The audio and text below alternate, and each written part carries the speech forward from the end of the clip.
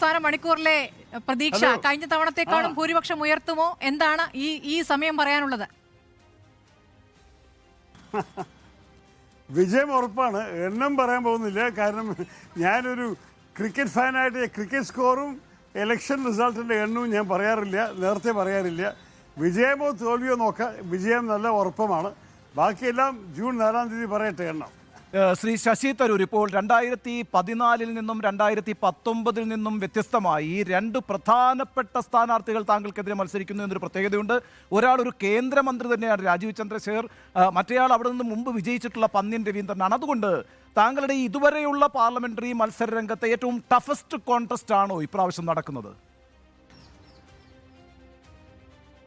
എനിക്ക് തോന്നുന്നില്ല. എൻ്റെ ടഫസ്റ്റ് കോൺടെസ്റ്റ് 2014 തന്നെ ആയിരുന്നു. പല കാര്യങ്ങളുണ്ടായി, നിങ്ങൾക്കറിയാമല്ലോ. അത് ആ കാലത്ത് നരേന്ദ്രമോദിയുടെ ഒരു മോദി വേവ് പല ഭാഗത്തുണ്ടായിരുന്നു. ചില യുവകൾ അദ്ദേഹം ആ കാലത്ത് വിൽക്കുന്ന വികസന സ്വപ്നങ്ങളൊക്കെ കണ്ടു. അതുമാത്രമല്ല, എൻ്റെ എതിരെ പല നുണപ്രചരണം നടക്കുന്നുണ്ടായിരുന്നു ആ സമയത്ത്. എൻ്റെ ഭാര്യ അന്തരിച്ചു പോയ ശേഷം അപ്പോൾ പല നെഗറ്റീവ് ഫാക്ടേഴ്സ് ഉണ്ടായിരുന്നു. ആ തെരഞ്ഞെടുപ്പായിരുന്നു എല്ലാം വെച്ച് ടഫസ്റ്റ്. 19 നിങ്ങൾക്ക് അറിയാമല്ലോ, ഒരുമാതിരി എളുപ്പത്താ മാറിപ്പോയത്. 1 ലക്ഷം വോട്ടിന് ഭൂരിപക്ഷം ഉണ്ടായിരുന്നു. ഞാൻ ഈ തവണ 2019 പോലെയാണ് കാണുന്നത്. എന്നാലും ഞാൻ എണ്ണം പറയുന്നില്ല. ഈ 2019 പോലെ എന്ന് പറഞ്ഞാൽ വിജയം നമ്മളുടെ, മറ്റേ രണ്ടാളുടെയും വെളിയിലൊരു തർക്കമാണ് 2ാം സ്ഥാനത്തിന്, അത്രയേ ഉള്ളൂ.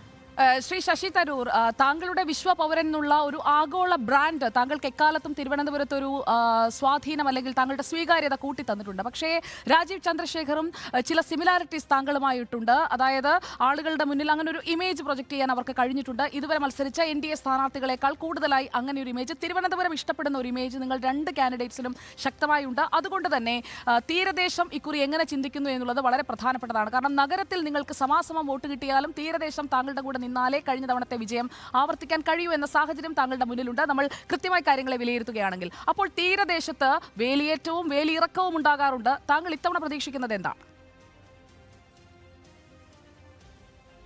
നിങ്ങൾ പല കാര്യങ്ങൾ പറഞ്ഞു, എല്ലാറ്റും മറുപടി പറയട്ടെ. ഒന്ന്, ഈ വിശ്വപൗരൻ ഞാൻ എല്ലാ പേര് കൊടുത്തിരിക്കുന്ന മാധ്യമക്കാരാണ്. ഞാൻ എപ്പോഴും ശ്രദ്ധ വെച്ച് പറയും ആൾക്കാരോട്, ഞാൻ വിശ്വപൗരനൊന്നുമല്ല, ഞാൻ ഭാരതീയ പൗരനാണ്. ലോകം മുഴുവൻ പ്രവർത്തനിച്ചിട്ടുണ്ട്, സേവനം ചെയ്തിട്ടുണ്ട്.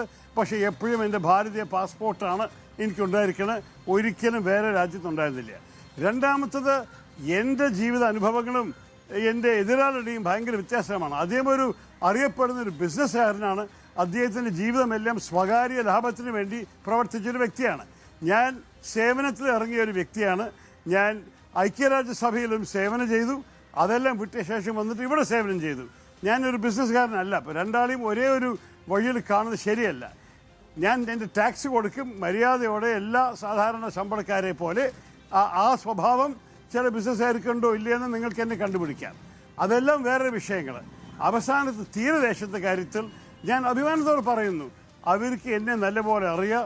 സൈക്ലോൺ ഓഖി കാലത്ത് ആ സൈക്ലോൺ നടക്കുന്ന സമയത്തിൽ ഞാനായിരുന്നു പൂൺത്തറ പാരിഷ് ഹാളിൽ ഇരുന്ന് എൻ്റെ ഫോണിൽ നിന്നാണ് naval commander, coast guard commander, shipping മന്ത്രി എല്ലാ ഫോൺ കോളും വിളിച്ചിട്ട് അവർക്കുള്ള ആവശ്യമുള്ള അർജൻറ്റ് സഹായം കൊണ്ടുവരാനും, അതിൻ്റെ ഒപ്പം നമ്മുടെ തീരദേശത്തിലത്തെ മത്സ്യത്തൊഴിലാളികൾ കപ്പലിൽ കയറ്റിയിട്ട് സമുദ്രത്തിൽ പോയിട്ട്, നേവി കപ്പലിൽ കയറ്റിയിട്ട് സമുദ്രത്തിൽ പോയിട്ട് നമ്മൾ ആൾക്കാരെ രക്ഷിക്കാൻ എല്ലാ സംവിധാനം ചെയ്തതും, ഇങ്ങനെയുള്ള പല വിധത്തിലും അവരൊപ്പം നിന്നൊരു വ്യക്തിയാണ് ഞാൻ.